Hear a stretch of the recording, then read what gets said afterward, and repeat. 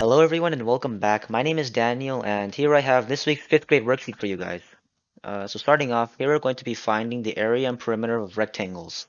Now, this should be pretty simple. You guys have probably learned this before, but here's a refresher in case you've forgotten. So, first of all, let's find the area. And now, to find the area of a rectangle, first you need to look at the length and the width. So, here we have 13 as our length and 54 as our width. And now what we need to do is we have to, um, so we're going to be multiplying these two. And if you didn't know, the area is the space inside of the rectangle. So you're going to be calculating how large this space inside the rectangle is, right? So you're going to be multiplying 54 by 13. And let's just do problem one together. So what's 54 times 13? It's 12.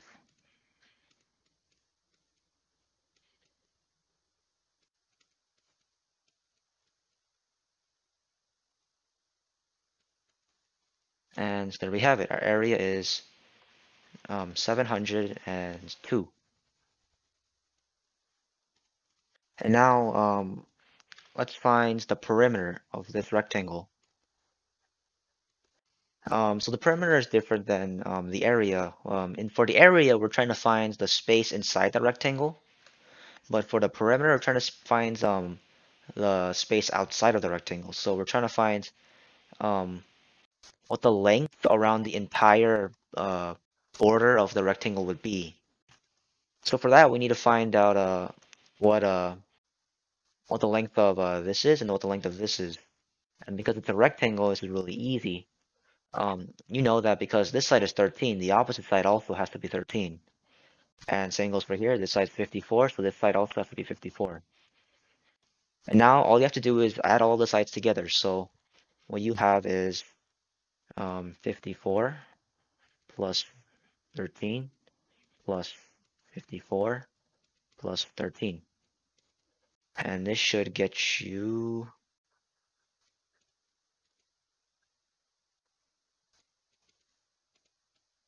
134.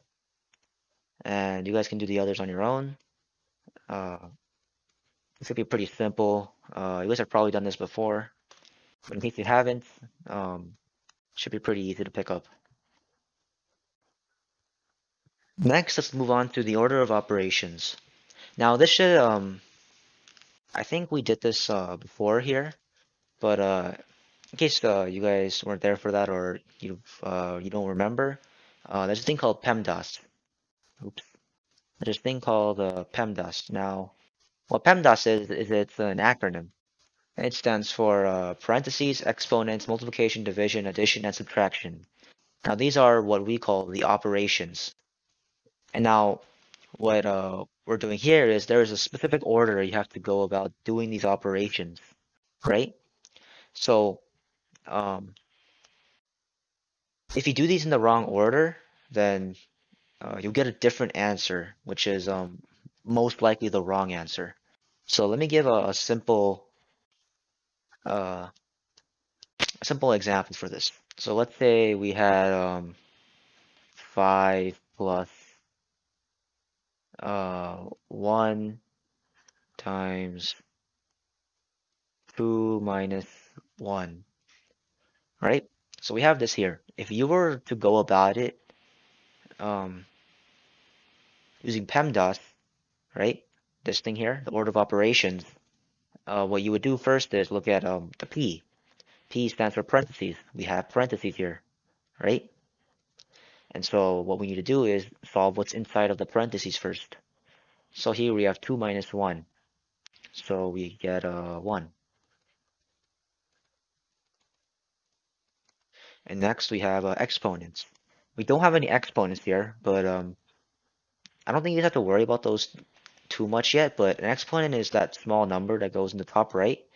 All this means is 10 times 10 in this situation, but there's none on this worksheet, so you guys don't have to worry about them yet. So let's move on.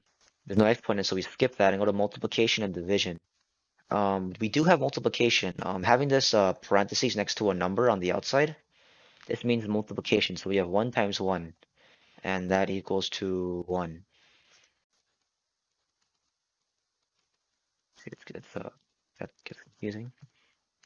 All right, and now we go to addition and subtraction. We do have addition and subtraction, so let's do this.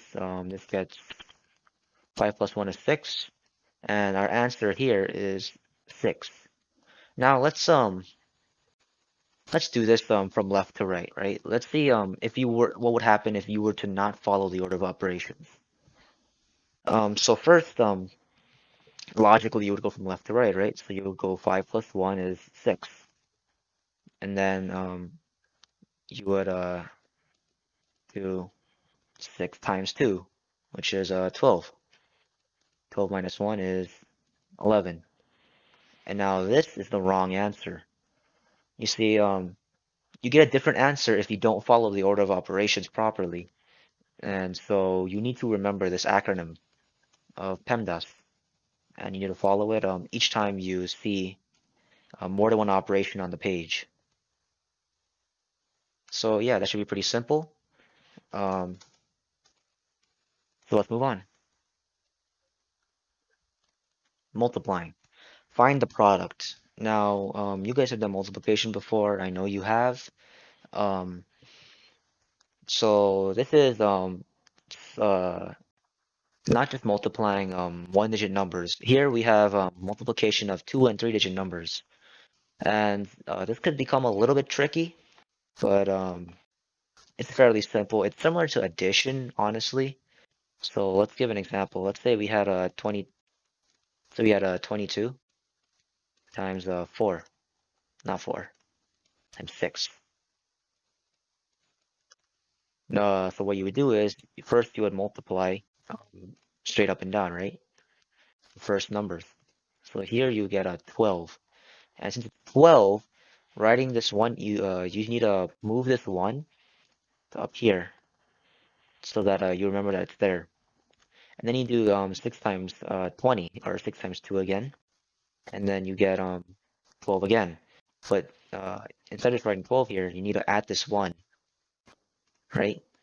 So here you get 13,